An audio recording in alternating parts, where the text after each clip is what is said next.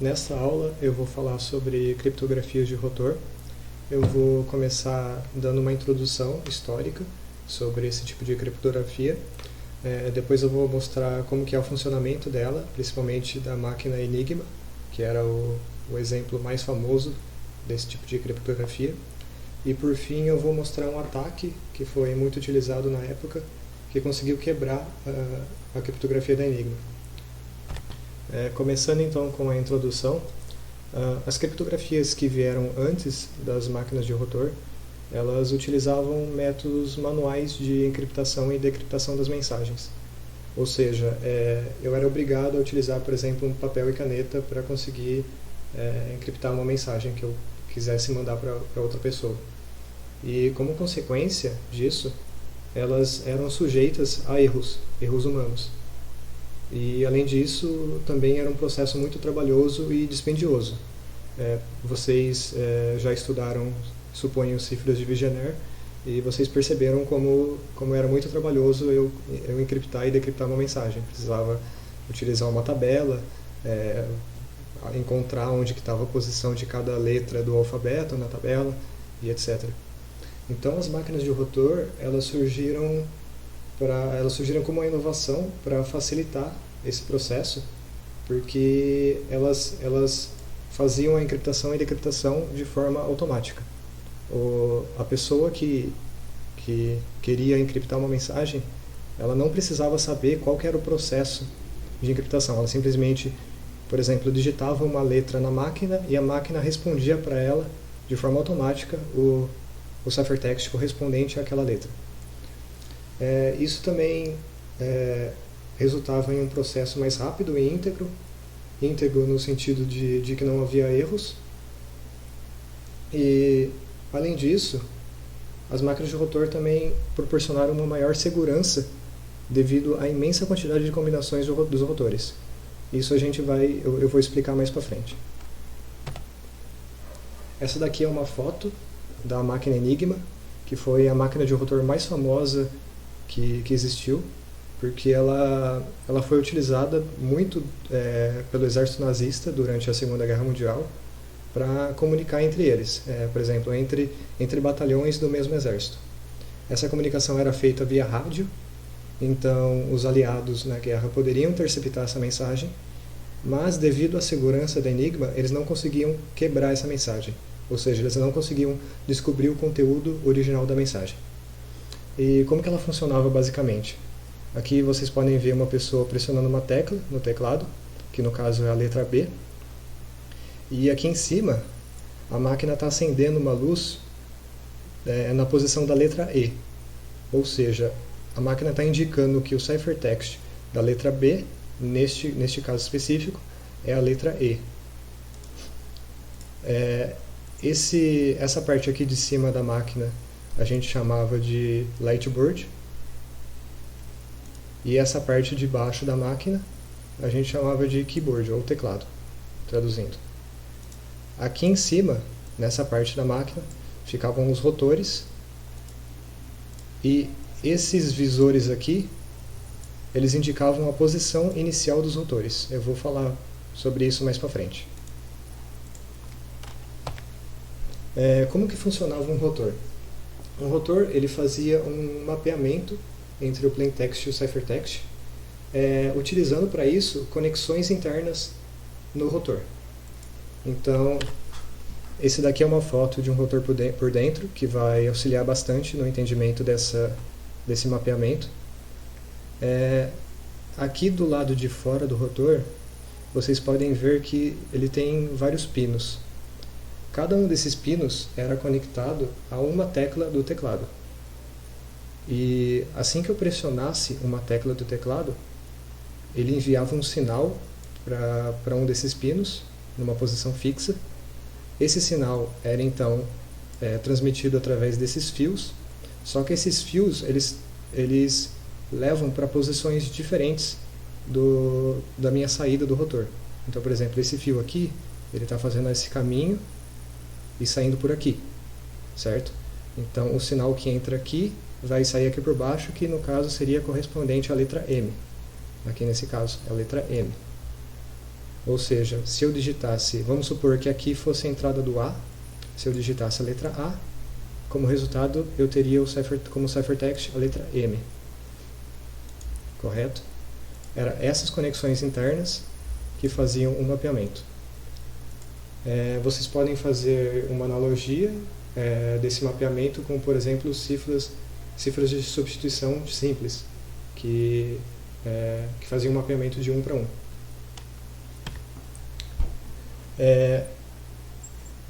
Sempre que o operador pressionava uma tecla do teclado, o rotor girava. Então, alterava, como consequência, alterava o mapeamento do rotor. E fazendo uma analogia, vocês poderiam entender como uma alteração do alfabeto do ciphertext. Fazendo uma analogia, por exemplo, com a cifra de Vigenère. Então, como que funcionava? Quando uma tecla era pressionada, esse rotor girava nessa posição, ele rotacionava em uma rotação apenas. Então, a entrada que antes, por exemplo, essa entrada aqui, vamos supor que era do A. O que antes entrava o A por aqui, agora ele vai entrar pela conexão imediatamente abaixo.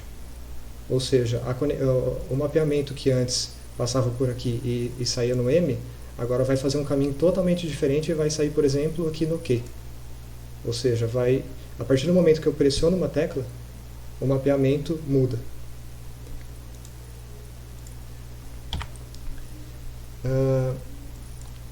Após 26 rotações, porque no caso esse rotor aqui tinha 26 conexões aqui desse lado, então após 26 rotações ela começava a se repetir.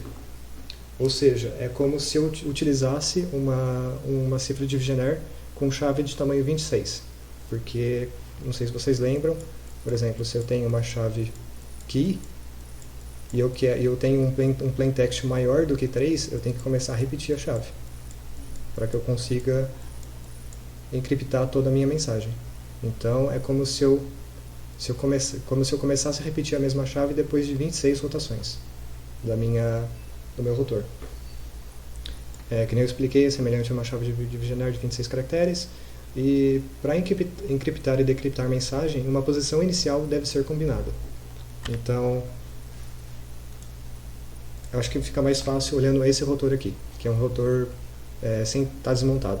Esse é o rotor da Enigma. Essa daqui eram as posições iniciais, eram as posições de cada um dos conectores do rotor.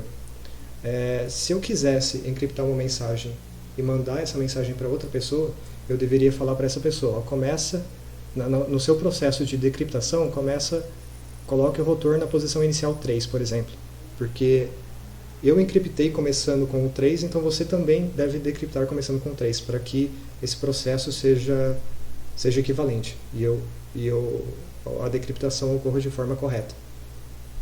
Caso contrário, o mapeamento é completamente diferente, então a mensagem produzida também não vai fazer sentido.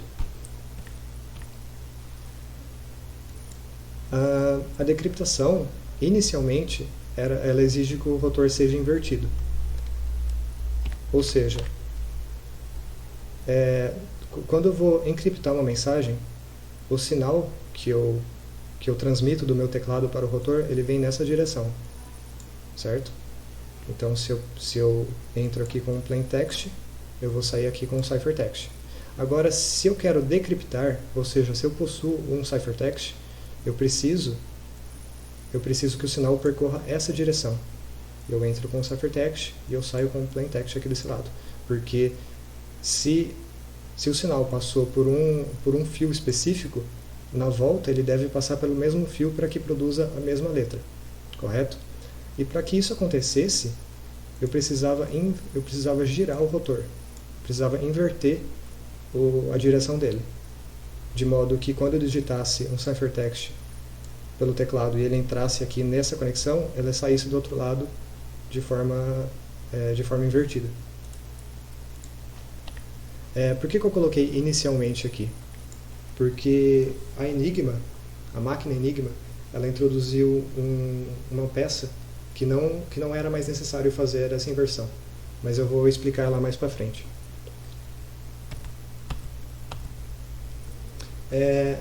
O problema é que nem eu mencionei antes, um rotor apenas produz 26 encriptações possíveis, porque você tem 26 possibilidades para a posição inicial do rotor. E isso não é uma criptografia muito segura, principalmente durante a Segunda Guerra, que a cifra de Vigenère já havia sido quebrada há muitos séculos, e então não seria uma criptografia segura. E para solucionar esse problema, decidiu-se utilizar múltiplos rotores conectados serialmente entre eles, que pode ser visto aqui nessa imagem. Aqui você tem um rotor, o rotor da direita, conectado a um outro rotor, o rotor central, conectado a um outro rotor, que seria o rotor da esquerda.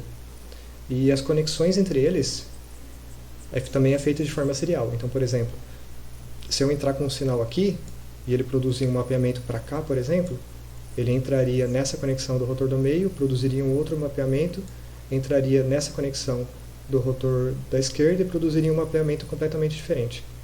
Ou seja, o plaintext que entraria aqui, sairia um ciphertext aqui.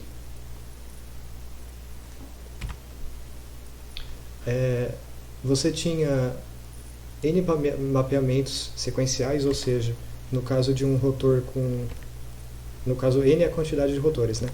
Um rotor com uma máquina com 3 rotores, você tinha 3 mapeamentos nessa sequência aqui, e também 3 posições iniciais possíveis. Então, por exemplo, se eu quisesse encriptar uma mensagem, eu deveria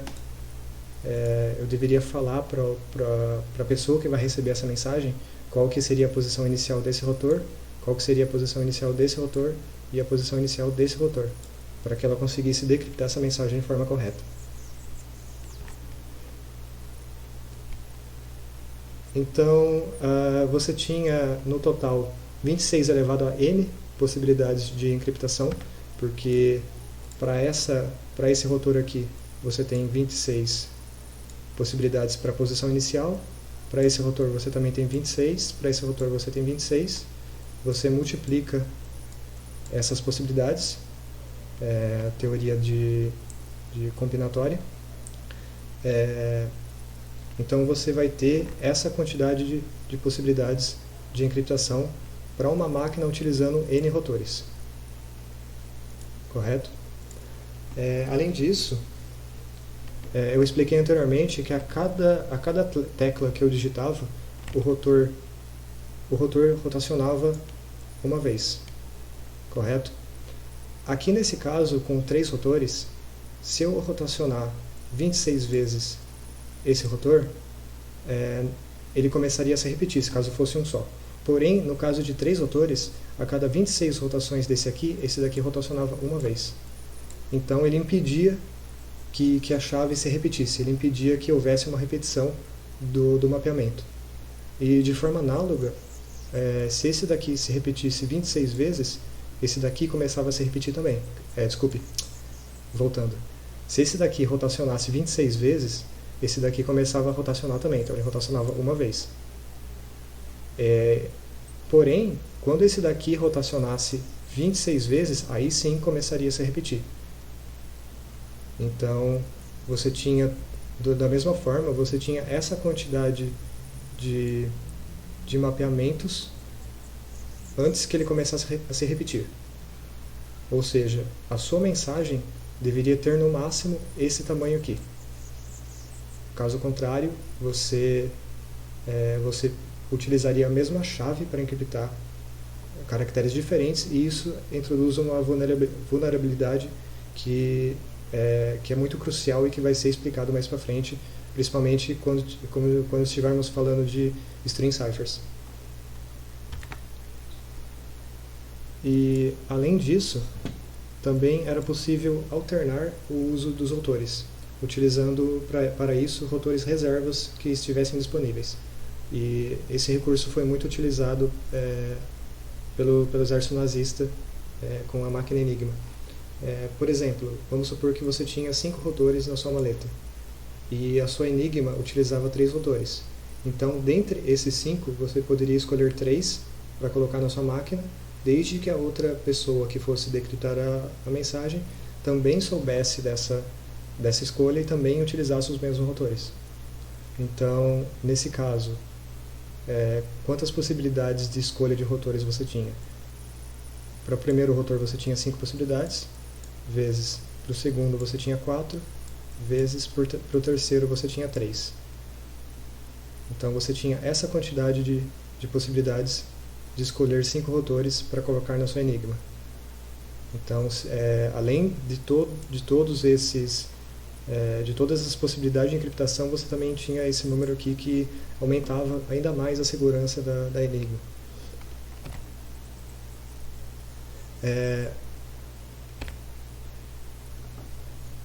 E além das seguranças que foram citadas anteriormente, a Enigma também introduziu um recurso a mais, que era o plugboard. O que era o plugboard? Ele era essa quantidade aqui de conectores que permitia conectar pares de letras entre si. Então, o que ele fazia nada mais, nada menos do que trocar o sinal que era enviado ao primeiro rotor. Por exemplo, aqui neste caso, você tem a letra S conectada na letra O. Portanto, se eu digitasse a letra S no meu teclado, na verdade, o sinal que era enviado para o primeiro rotor era a letra O. É como se eu estivesse trocando as teclas do meu teclado. E vice-versa também, se eu digitasse O, a letra que entrava aqui no primeiro rotor era S. A mesma coisa para essa segunda conexão aqui. Eu tenho o A conectado no J, então é como se eu estivesse trocando essas duas letras. Isso fazia com que o fato de digitar uma dessas letras produzia um resultado diferente do que caso eu não estivesse utilizando o plugboard. Olhando por esse ângulo, pode parecer que o plugboard não servia para nada, afinal eu só estou trocando letras. Mas se você pensar na quantidade de possibilidades de trocas que você tem, você consegue perceber a importância do plugboard. Por exemplo, se você tem um alfabeto de 26 letras e 13 conexões disponíveis, ou seja, 13 pares de letras que você pode conectar, você tem essa quantidade aqui de conexões, que seria, imagina que eu faço uma permutação das 26 letras. Então, por exemplo, eu posso pegar o C, o G, vamos pegar o F e o Z, e etc. Suponha que isso daqui é uma permutação das 26 letras. Eu poderia pegar pares de letras 2 a 2, pares sequenciais de letras 2 a 2, e isso formaria uma conexão possível. Eu estaria conectando o C no G e o F no Z. Ou seja, por isso que vem esse 26 fatorial aqui.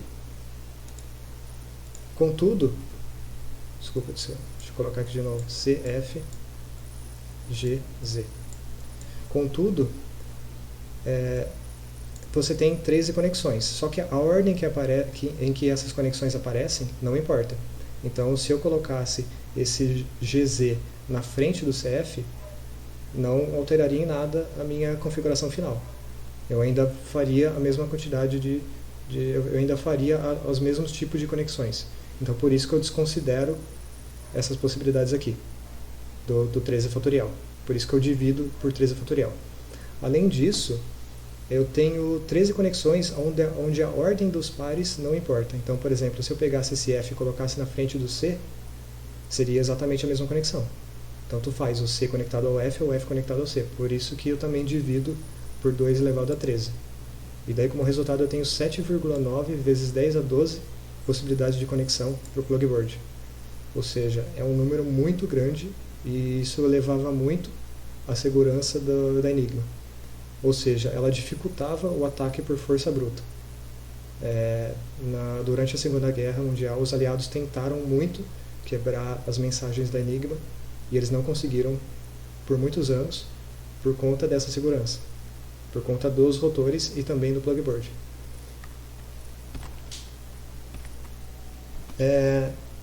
A outra coisa que a Enigma inovou foi a introdução do refletor, que era essa peça aqui, ela foi introduzida não para aumentar a segurança, pelo contrário, ela até trouxe alguns problemas a mais, que eu vou falar mais para frente. Mas ela foi introduzida para trazer uma facilidade a mais. Vocês lembram que eu expliquei aqui anteriormente que a decriptação exigia que o rotor fosse invertido. Porém, com a utilização do refletor, isso não era mais necessário.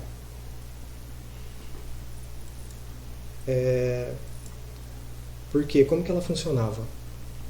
Ela fazia conexões fixas entre pares de letras. Então, por exemplo, suponha que a letra A estivesse conectada aqui na letra W. Ou seja, haveria uma conexão física e fixa entre esses dois conectores, formando esse mapeamento.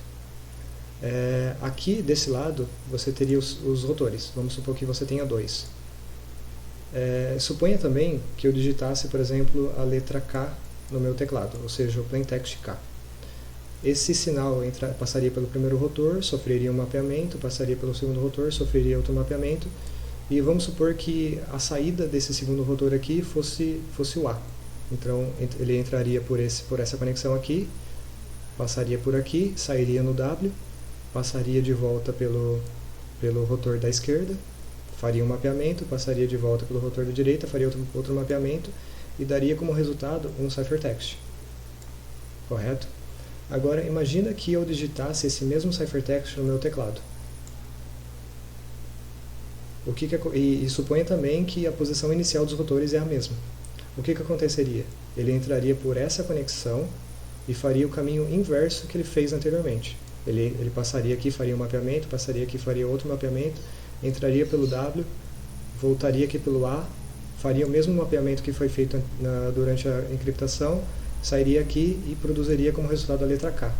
Ou seja, eu teria conseguido decriptar o meu ciphertext sem que eu alterasse, sem que eu invertesse o sentido dos rotores. Então é assim que o refletor funcionava. Então, que nem eu expliquei, ele permitiu decriptar mensagens mantendo os mesmos rotores na posição inicial. E no caso da Enigma, ela tinha um problema que não foi percebido originalmente quando a máquina foi concebida, que ela não possibilitava que uma letra fosse mapeada para ela mesma. Então, um caso assim, por exemplo, não era possível. Eu não poderia entrar o A e sair o A. Por quê? Na verdade, isso foi feito de forma consciente para que o meu plaintext não fosse igual ao meu ciphertext nunca. A letra produzida aqui não poderia nunca ser igual a essa. A princípio, achou-se que isso seria uma vantagem, mas na verdade, como a gente vai ver mais para frente, era uma desvantagem, era uma vulnerabilidade que foi criada na máquina que permitiu aos aliados quebrar essa criptografia. Então, como eu expliquei anteriormente, era uma vulnerabilidade crítica que permitiu aos aliados quebrar a criptografia do Enigma. Essa é uma ilustração bem didática de como funcionava o mapeamento entre os rotores e o plugboard. Aqui ele está indicando a letra T sendo digitada. O sinal produzido pela letra T, ele segue esse caminho aqui da seta vermelha. Ele começa entrando pelo plugboard e aqui ele está indicando que existe uma conexão entre o T e o K. Então é como se eu tivesse isso daqui, o K conectado no T. Saindo do plugboard, ele passa por esse static wheel, que é simplesmente uma peça que conectava o plugboard no rotor da direita, mas ele não importa nesse momento. Então ele entrava aqui pelo rotor da direita na conexão do K. O rotor da direita fazia um mapeamento do K para o U. Esse mesmo sinal entrava no rotor do meio. Havia um mapeamento aqui no rotor do meio do U para o P, e assim por diante. O rotor da esquerda mapeava o P para o H, o refletor tinha uma conexão fixa entre o H e o D, então ele saía pelo refletor pelo D, e daí ele fazia o caminho inverso, representado por essa seta azul. Ele passava pelo rotor da esquerda, mapeava do D para o G, depois do G para o R, do R para o W e assim por diante. Então ele saía do rotor de direita por fim, passava de volta pelo plugboard no plugboard haveria essa conexão entre o W e o G. Então é como se eu tivesse um cabo conectando esses dois. E por fim, como resultado, como saiu aqui o sinal pela letra G, ele acenderia essa letra no lightboard. Então ele está indicando que o ciphertext do T, na verdade, é o G.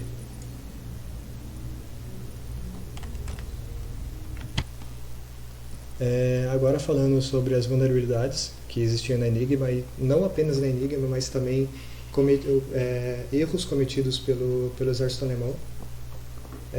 Tinha o refletor, que é o que eu acabei de falar, que eu vou também dar um exemplo mais para frente, que vai ficar mais claro. Você tinha os alemães, encriptavam mensagens muito grandes, utilizando a mesma configuração inicial para os autores. Então era aquele problema que eu falei de você começar a repetir a chave, e por causa disso você começa a encontrar padrões no seu ciphertext que permite que você consiga quebrar ele. Ou então, além disso, eles poderiam enviar várias mensagens sem alterar previamente os autores. Então, por exemplo, eu coloco os autores numa posição inicial, eu envio a minha mensagem para outra pessoa e, sem alterar os autores, eu envio a segunda mensagem. Isso faria com que, na verdade, eu tinha duas mensagens, mas é como se eu tivesse uma só que fosse muito maior. Então, também produziria como resultado esse problema aqui. Você também tinha, os alemães também utilizavam padrões conhecidos nas mensagens. Por exemplo, eles utilizavam muito esse termo aqui, previsão do tempo, para informar outros batalhões de como que estava o tempo na região onde eles estavam. Ou então eles começavam novas mensagens sempre com a palavra continuação, o que também era um padrão muito grave que facilitou quebrar essa máquina. E você também tinha regras para escolhas dos autores que eles acreditavam aumentarem a segurança, mas na verdade estavam diminuindo. Por exemplo, uma regra muito utilizada era de que nenhum rotor poderia ser colocado na mesma posição que foi utilizado na configuração anterior. Então, por exemplo, se eu tinha uma configuração, se no dia anterior eu utilizei a configuração 2, 5, 13, por exemplo, eu não poderia repetir essa mesma configuração no dia seguinte nem nos próximos. A princípio isso parecia que aumentava a segurança, mas eles estavam na verdade diminuindo as possibilidades de encriptação, porque se eu quebrasse a mensagem de um dia específico e eu soubesse qual que era essa configuração aqui, eu saberia que nos próximos dias eu não precisaria mais tentar essa possibilidade. Então é uma tentativa a menos que eu faço na minha força bruta. Então aqui tem um exemplo bem didático para ajudar a entender esse ataque. Aqui em cima você tem um suposto ciphertext que foi interceptado, e aqui embaixo você tem um suposto plaintext que você imagina que esteja contido nesse ciphertext. Vamos supor que você interceptou essa mensagem e você acha que a pessoa que escreveu essa palavra aqui, tempestade, correto? Por causa daquela vulnerabilidade do refletor, você sabia que isso daqui nunca poderia acontecer, ou seja, uma letra nunca poderia ser encriptada para ela mesma. Então você sabe que essa não é uma possibilidade, você sabe que esse daqui não é o ciphertext desse plaintext. Então você pode descartar essa possibilidade. O que você fazia então era deslocar o seu plaintext para a direita e tentar novamente. Aí neste caso você percebe que essa possibilidade também, quer dizer, essa configuração não era possível por causa dessa repetição das letras P. Então você continuava deslocando o seu plaintext para a direita até que você chegasse nessa configuração aqui, onde nenhuma das letras se repete. Quando isso acontecesse, você teria uma suposta chave quer dizer, uma possível chave que foi utilizada para encriptar a mensagem. Então você pegava a sua Enigma, testava essa chave e se você verificasse que ela está correta, parabéns. Agora, se você verificasse que a mensagem que ela produziu não faz sentido, você teria que continuar o processo. Você deslocava esse plaintext para a direita até encontrar uma configuração igual a essa, onde não existe repetição, e tentava novamente. Então, apesar de ser uma vulnerabilidade muito grande, ainda assim era um processo muito dispendioso. Ele tomava muito tempo, então somente isso não foi suficiente para que os aliados conseguissem quebrar a máquina. Então Alan Turing criou uma teoria imensa em cima da Enigma, coisas muito complexas que fogem do escopo desse vídeo, que não vale a pena explicar, mas quem tiver curiosidade, vocês podem pesquisar sobre uma técnica chamada bomburismos.